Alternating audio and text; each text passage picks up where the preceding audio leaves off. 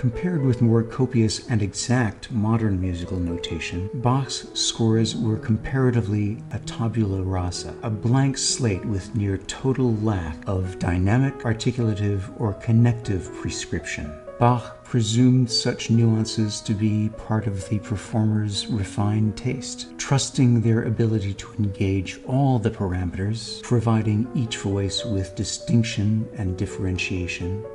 Debating the efficacy and integrity of performing Bach's music on the modern piano as opposed to the instruments of his time, to my mind becomes superfluous. Presented with the bounty of variety inherent in the lyric ideal that there are as many articulations as there are consonants and elisions in the German language, that each of the various parameters of notation present their own varietal bouquet, their range of possibility in contrasting arcs articulative, dynamic, and durational.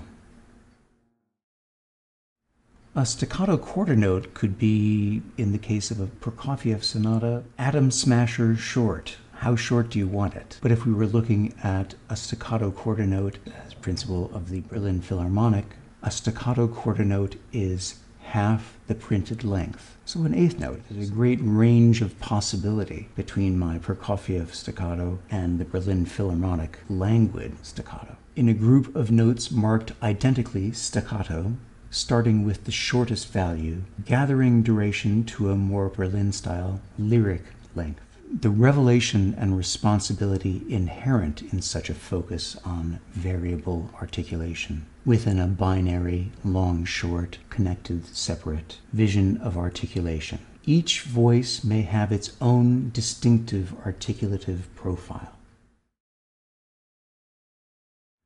As pianists, as chamber musicians, we have a natural instinct towards making a blended, balanced sound, a proscenium with rooted bass and vaulted soprano. But is a forte dynamic a directive to play all notes under that mark, forte? I recall the endlessly singing line of Vladimir Horowitz's performances, and how in a Chopin nocturne, the mezzo piano cantabile marking, the way he achieved that singing line was to play the melodic line in a quite unequivocal forte, but with the accompaniment at a very far away diaphanous pianissimo. So that the result was this endlessly singing line. How does he do it? Making that a consequent of contrasting dynamic properties in the lead voice and the supporting voice that resulted in a very convincing mezzo piano cantabile. It is in the cultivation of this palpable sonic perspective that we musicians can reimagine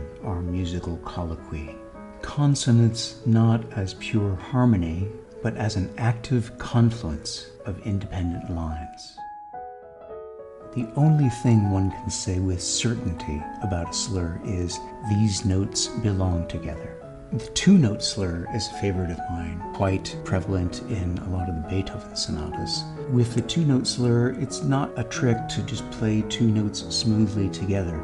The reason for the notation of the two-note slur is to make a very specific calculation and execution. Strong, weak. There has to be a palpable dynamic ebbing from the first note to the second. The beginning of a slur is an inception. The end is always a sigh, fading away. Pianists are never as vigilant as Baroque string players, making that palpable sense of exhalation implicit in the end of a slur. By complementing, contrasting articulative, durational, inertial, and dynamic arcs is our responsibility and our power.